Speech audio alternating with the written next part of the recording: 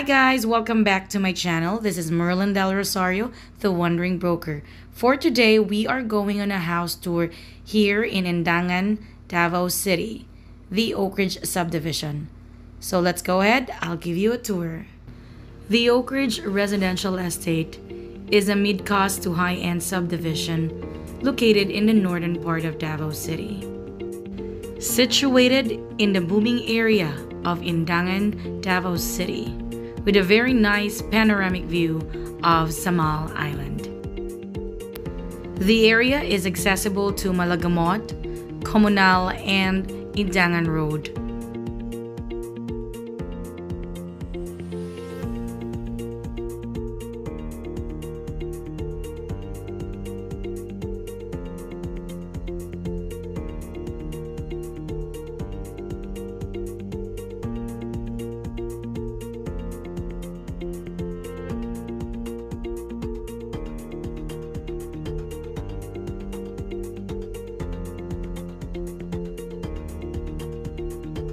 This is the entrance of the house, and as you see here, there's this space for your car.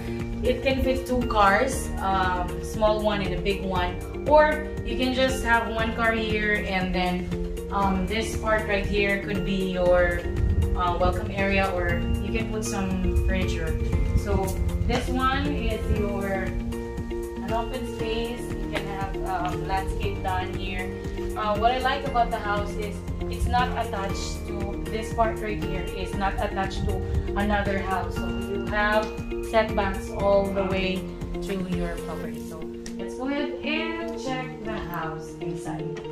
So yeah, maganda siya because the living space is really big, and although makikita mo, pagpasok mo, makikita mo yung kitchen mo, but I think you can put a partition over here para hindi makita yung kitchen because there are some who doesn't want to see their kitchen when they enter the house. So, ito naman, the other thing here is that nandito yung dining. So, although, like I said, although makikita yung kitchen, the dining naman, hindi siya makikita. So, this is nice. And it has a bathroom here downstairs. And then again, there's the kitchen and the cabinets ready. This one is, I think this is, you can put a cabinet if you want, but this is kind of small. So I think you can use this as your maid's quarter. So here naman, there's this door leads you to your carport and the outside area. This could be your utility area right over here. So pwede nyo, dyan kayo maglalaba. Dyan ilagay yung washing machine and dryer nyo. So, come on, let's go upstairs and see what we have here. So, what I like about this property is it has a huge space for you to walk, for you to go upstairs. So, may iba kasi kaming property na binibenta na medyo maliit yung stairs. But here, you have enough space for even for two people. Alright? And it's wood.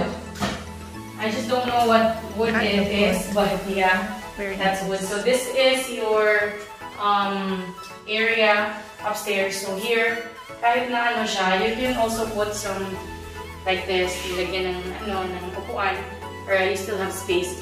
Kasi here, I think you can put a little TV here if you want. And here's the first room. So, meron na siyang built-in cabinet. I like their built-in cabinet. Okay, let's take closer look sa ilang cabinet. So, here, I like the cabinet. Hindi siya baratuhon na cabinet. Yeah, comes with cabinet. Right, and here's the second bedroom. Malaki ang space ng bedroom nila in fairness. So, let me see if we can turn on the light. Oh, may light pala.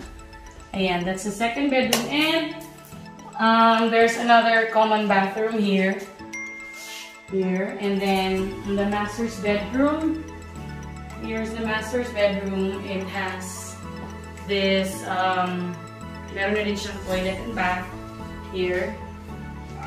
Also, ipapakita muna natin ang toilet and bath.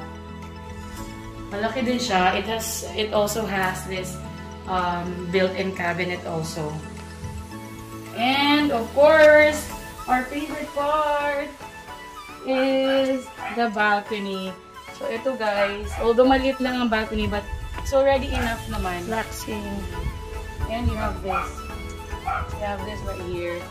And again, what I like about this here is, you know, you can still you can still breathe some, you know, fresh air. Kasi ano pa, hindi pa masyadong dense dito, hindi pa masyadong maraming tao. And, you know, you have this amazing view right here. Kita mo mga green pa. So ngayon kasi, we need a place or we need a certain property na hindi masyadong crowded and you still have parang may ano ka pa, view ka pa na makikita, may mga green ka pa nakikita. That's also for our mental health, you know. We also need that. And this is a Japanese theme house made by Toshi Tim Land. They're actually new developer in Davao City, but you know, that's why we are here right now. We checked their house and it's okay. I mean, for the price range, it's actually okay. And if you need more information about this property, or I will leave a comment down below so that you can check the details of this property. And if you're still looking for more properties in Davao City, don't forget to like and subscribe this YouTube channel so that you will be updated on the next house tours that we will show you. So thank you guys for watching. Bye!